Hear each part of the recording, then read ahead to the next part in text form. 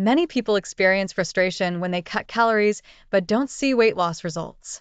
This phenomenon puzzles numerous individuals who, despite reducing their caloric intake, find that they are not shedding pounds. The solution is not always as straightforward as it might seem. Here are some key factors to consider. Calorie cutting can be effective when you first try it, assuming you have a healthy metabolism, are young, or have balanced hormones. However, repeated calorie cutting can actually slow your metabolism. Your body starts to adapt to the reduced caloric intake, decreasing the number of calories it burns.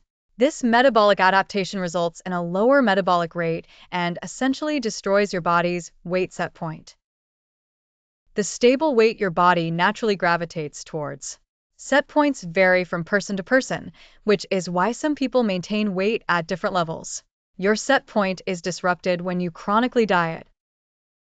Understanding weight management involves considering three main factors: the calories you consume, your body's metabolism, and your activity level.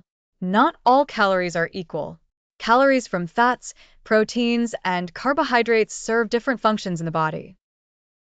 Fat and protein calories mostly contribute to tissue maintenance, building muscle, brain tissue, cells, hormones, and neurotransmitters. In contrast, all carbohydrate calories are used for energy. This means that cutting fat calories might not lead to weight loss as you might expect, because those calories play a role in maintaining body tissues. Additionally, increasing exercise to burn more calories is a common strategy, but it doesn't always result in fat loss.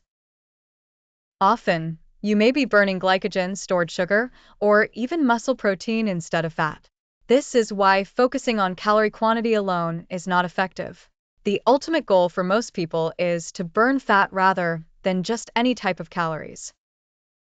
To do this, it's essential to understand the hormonal aspect of weight management.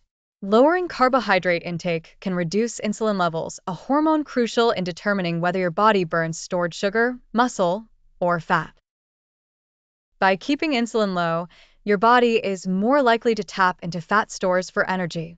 By managing your diet in a way that influences your hormones, especially insulin, you can more effectively target fat loss.